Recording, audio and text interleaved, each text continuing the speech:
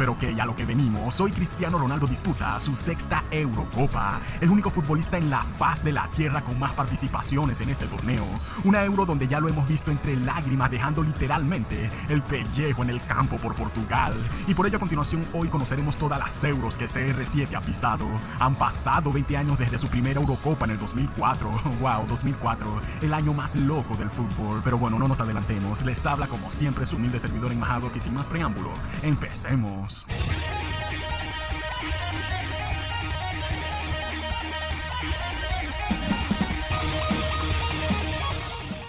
Año 2004, no tenía títulos, ni balones de oro, ni mucho menos un equipo que te mimara y te pasase la pelota a todo momento. No, lo único que había era hambre, y hambre en todo sentido. Cada lugar, cada minuto que respirabas en el campo, cada balón que llegaba a tus pies, tenías que ganártelo. Era otro fútbol, era otra época, todas las naciones tenían a peso pesada figuras de aquel entonces. Para ese momento un puberto Cristiano Ronaldo saltaba al césped con la determinación de conquistar a Europa. Así iniciaba su primera Euro del 2004 y por infortunios de la vida, en su primer partido les tocaría enfrentar a la Cenicienta de Grecia, quienes como muchos sabrán los vencieron en la final, pero antes de eso ya venían de aplastar a los portugueses 2-1 en la fase de grupos. En dicho partido Cristiano era el único que estaba despierto con su primer gol internacional de cabeza al minuto 93. A pesar de esta derrota, Cristiano levantaba cabeza. Portugal venció 2-0 a Rusia y 1-0 a España. Contra España, Cristiano volvería loco al Tarzán de Puyol. El niño que solía pedir las obras en McDonald's ahora empezaba a dar destellos de grandeza. Para los cuartos de final se enfrentarían ante una Inglaterra recontra peso pesada de leyendas, figuras como David Beckham, Ashley Cole, Wayne Rooney, Frank Lampard, Steven Gerrard, y hay muchas pero muchas figuras más. Nos darían una titánica batalla ante los portugueses. Ashley Cole le haría la vida imposible a Cristiano Ronaldo, siendo el defensa más fuerte al que le ha tocado enfrentar. El defensa que más te ha costado superar, Ashley Cole. Dicho encuentro culminó 2-2 y se llevó a los penales. Cristiano marcaría el suyo, pero Beckham mandó el balón a las nubes. El peor penal que se recuerda en la historia del fútbol junto al de Roberto Baggio. Portugal pasaba a las semifinales ante los temibles holandeses. Un partidazo donde Cristiano aprendería a hacerse hombre antes de tiempo. Con un golazo al minuto 26 desbordaría las gradas tras marcar su segundo tanto de cabeza en la Eurocopa. Gol que serviría para llevar a su tierra a una final. La primera final de su historia, pero allí fatídicamente les tocaría enfrentarse nuevamente ante la Cenicienta del torneo, Grecia. Una Grecia que los venció en fase de grupos y los volvió a vencer en dicha final 1-0. Desparramos y llantos a todo dar. Una Eurocopa en Portugal, en tu casa, siendo tú la revelación del torneo y la vienes a perder en plena final con el supuesto peor equipo de todo el torneo. No es solo perder, sino contra quienes perdieron. Venciste a España, a Inglaterra, venciste a Holanda en la semifinal, pero pierdes la final contra Grecia. Uno de los misterios más inentendibles de este deporte. Pero bueno, así es el fútbol. Año 2008, segunda Euro del ya consagrado pero aún joven Cristiano Ronaldo. El león ya posee su melena, ya tenía cierta experiencia, venía de alzar su primera Champions con el Manchester United. Además, esta era la época de cuando a Cristiano le gustaba jugar con gambetas. Le quitó la número 7 a Luis Figo y así arrancó su era como el único protagonista. Arranca la Euro, Portugal ganó 2 de los 3 partidos en fase de grupos, uno contra Turquía 2-0 con gol de Pepe y el 3-1 con gol de Cristiano ante la República Checa del recordado Pavel Nedved.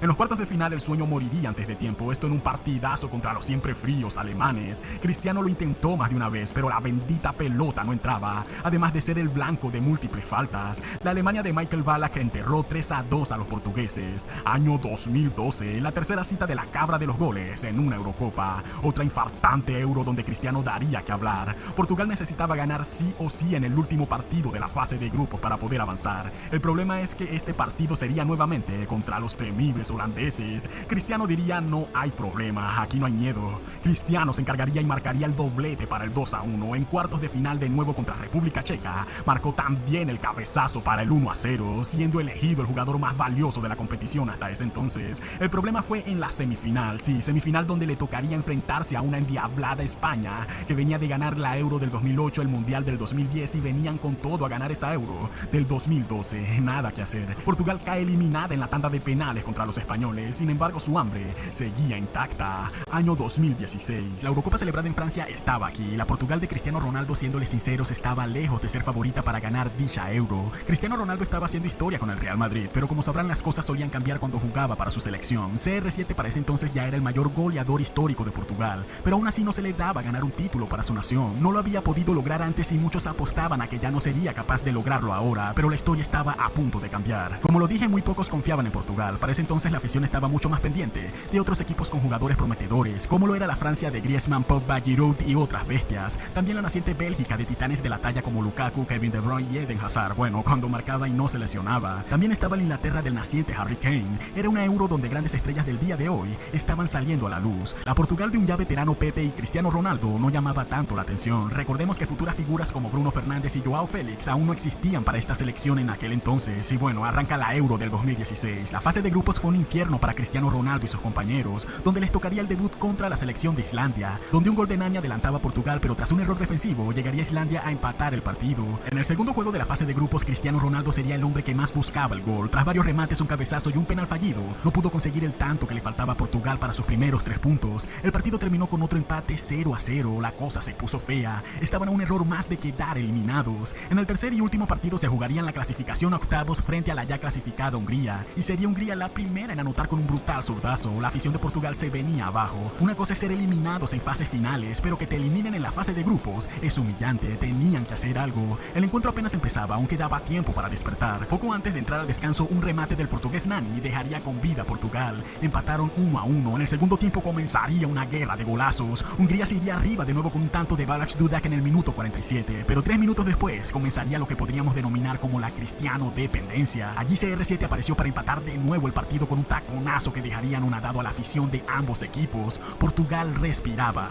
pero 5 minutos más tarde, el mismo jugador de Hungría, Balázs Dudak, aparecería de nuevo con un potente disparo de zurda al ángulo, dejando casi muerta a Portugal. Este choque CR7 se lo tomó personal. Le demostraría al delantero de Hungría que el jugador más completo en ese campo era él. Sí, el gran Cristiano Ronaldo apareció 7 minutos después para empatar definitivamente el partido con un golazo de cabeza que salvaría milagrosamente a Portugal con un total de 3 empates con 3 puntos sumados 1-1. Clasificaron octavos en la tercera posición, casi de milagro. Luego de esta infernal fase de grupos, ahora en los octavos, el nivel de tensión sería aún mayor. Si no ganas, te vas a tu casa. Esta vez Portugal se enfrentaría a una poderosa Croacia con grandes figuras como Lukas Modric, Ivan Rakitic, Mandzukic y otras estrellas del fútbol actual. El encuentro fue muy cerrado, por lo que se fueron a tiempo extra. Ningún equipo quería irse a los penales. Se dieron duro en busca del gol de la victoria, gol que para fortuna llegaría para Portugal. Esto con un contragolpe de Cristiano, quien al patear y rechazar al portero dejaría el balón en bandeja de plata para que Quaresma rematara con el tanto de la victoria. No había tiempo para descansar ni reflexionar. Cada partido era más agónico que el anterior. La Portugal de Cristiano lograría el pase a cuartos para enfrentarse ahora a la Polonia del Terminator del gol, Robert Lewandowski. Escuchen bien, tan letal es Lewandowski que tan solo 2 minutos de haber empezado el partido anotó el primer gol de la noche. Había un olor a muerto para los portugueses. El cansancio era notorio. Portugal venía de librar grandes batallas. La pesadez era notoria al ver que a tan solo en el segundo minuto ya te claven un golazo de semejante manera. Ni Cristiano se veía motivado ya, pero fue en ese entonces cuando en el minuto 33 un inspirado Renato Sánchez empató el partido con un balinazo de zurda fuera del área, el gol que le devolvía el alma a Portugal. El juego se prendió, ambos equipos sabían lo que se estaba jugando en la épica noche. La intensidad del ataque bajó, ambos defendieron y cuidaron hasta el último minuto el gol del empate. Ahora llega el momento de los infartantes penales. El héroe sería el porterazo Rui Patricio con una parada, y Quaresma anotaría el último penal que llevaría a Portugal a una nueva semifinal. Un equipo que parecía muerto desde que inició el torneo estaba a un solo paso de disputar una final. La Portugal de Cristiano casi inexplicablemente se mantenía con vida, y bueno, la presión intensa seguía subiendo, ya que ahora les tocaría enfrentar a una poderosa Gales comandada por el bestial Gareth Bale, compañero indispensable de Cristiano en la BBC conformada por el Real Madrid.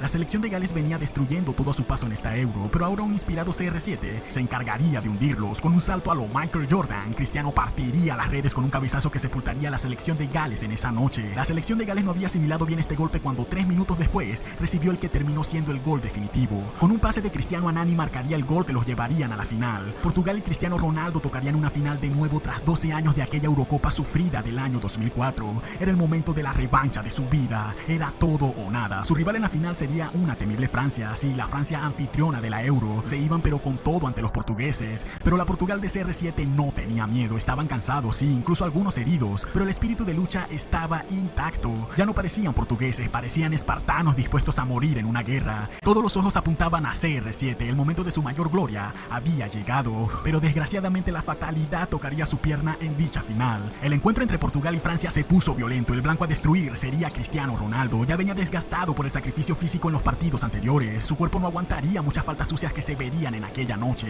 Efectivamente, lágrimas de sangre lo vimos llorar cuando se lesionó tras una entrada brutal del francés Payet que impactó contra su rodilla. Cristiano, así sea cojo, quería seguir el partido, pero el golpe y el dolor fue tan brutal que terminó desplomándose en el campo y sacado en camilla. La noche se puso fría para la selección portuguesa. Su máximo líder fue dado de baja en el minuto 25. Fue allí cuando Pepe se valió de la experiencia para comandar el encuentro. El partido, que parecía una guerra, seguía transcurriendo. Tras 90 minutos de infarto, Portugal disputaría su tercer alargue en el torneo. Estaban ya desgastados. Había una sensación de penales en aquella noche, pero de repente llegaría el milagro. El delantero portugués Eder, que había entrado en el minuto 80, sacó un inesperado y brutal golazo fuera del área en el minuto 109. El estadio se iba a caer. Las calles en Portugal vibraban con incesantes gritos.